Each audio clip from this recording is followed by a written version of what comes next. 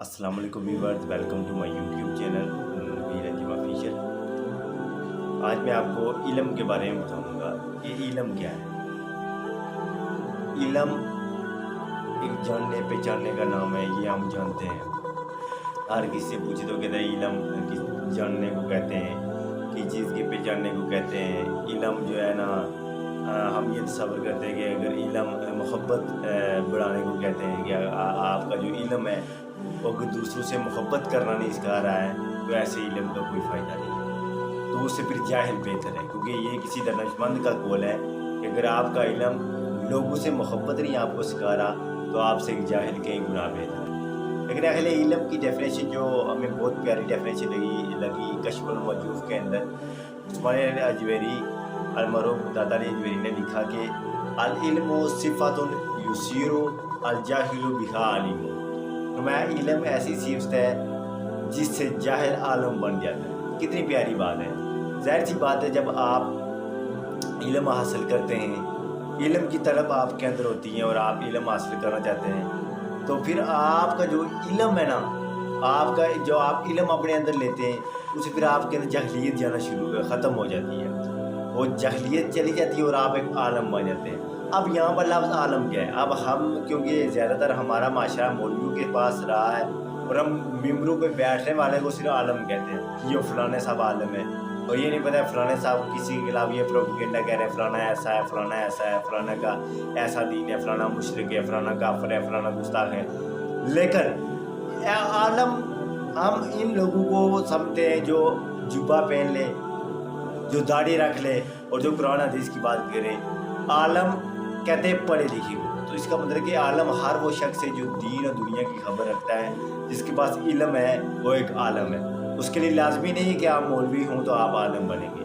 تو یہ علم کی ڈیفینیشن ہے کہ علم ایک ایسی صفت ہے جس سے ان ایجوکیٹڈ پرسن، ایگنورنٹ مین، جو نالائق قسم کا بندہ جو ہے نا، جاہل آدمی، وہ کیا بن جاتا ہے؟ عالم بن جاتا ہے۔ عالم کا مطلب ہی پڑھے لکھے کو کہتے ہیں۔ اب علم دو طرح کے، ایک تو علم رب کا ہے، دوسرا ہے مخلوق کا۔ رب کا علم ذاتی ہے، اس کی اپنی صفتیں ہیں، یہ ہمیشہ یاد رکھیے گا۔ رب کا علم کسی کا عطا کرتا نہیں ہے، وہ مالک ہے، وہ خالق ہے، وہ قہار ہے، وہ جبار ہے، وہ علم سارا اس کے پاس ہے۔ اور باقی جو علم مخلوق کا ہے نا، نبیوں کا، صحابیوں کا، ولیوں کا، ائمہ کرام کا، صوفیوں کا اور عام عوام کا، سیکولر طبقے کا، ریلیجیس طبقے کا، یہ اللہ کا عطا کردہ ہے۔ اس وجہ سے جو علم دو طرح کے، یہاں پر اس کتاب کے اندر یہ بھی لکھا ہوا کہ علم دو طرح کے، ایک مخلوق کا علم اور دوسرا رب کا۔ اور رب کا علم رب کی عطا کرتا ہے، اور مخلوق کا علم وہ اللہ کی عطا کرتا ہے۔ 800 اس کے اندر پیغمبر بھی آ جاتے ہیں، ٹھیک ہو گیا۔ اس وجہ سے بتایا رضیہ کے اندر یہ بھی لکھا ہوا کہ ساری کائنات کا علم مل کے بھی رب کے علم کے برابر نہیں ہو سکتا، یعنی کہ اس کے ایک قطرہ جو سمندر کا ایک قطرہ لے لینا اس کی بھی برابر نہیں ہے، ریت کے ذرہ ہے اس کے ایک بھی برابر نہیں ہے، یعنی یہ کچھ لکھا ہوا اس کے اندر، یعنی کہ رب کا علم اپنا عطا کرتا ہے، اور لوگ جو امت کا علم ہے اور مخلوق کا علم ہے وہ اپنا عطا کرتا نہیں ہے، وہ اللہ کا دیا ہوا ہے۔ تو علم جو ہے نا، اگر آپ کا علم صرف آپ کے پاس ہے اور آپ دوسروں تک نہیں پہنچا رہے تو اس کا کوئی فائدہ نہیں۔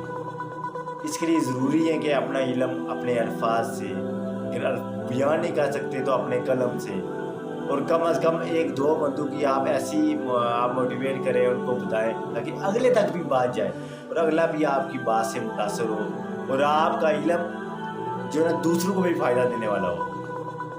ویسے ڈگریاں لے کے، ویسے اتنا پڑھ کے اگر آپ کا علم کسی کو فائدہ نہیں دے رہے ہیں تو ایسی ایجوکیشن کا کوئی فائدہ نہیں ہے۔ تو علم کی ڈیفینیشن آج یاد کر لیجئے گا، علم ایسی صفت ہے جس سے جاہل عالم بن جاتا ہے۔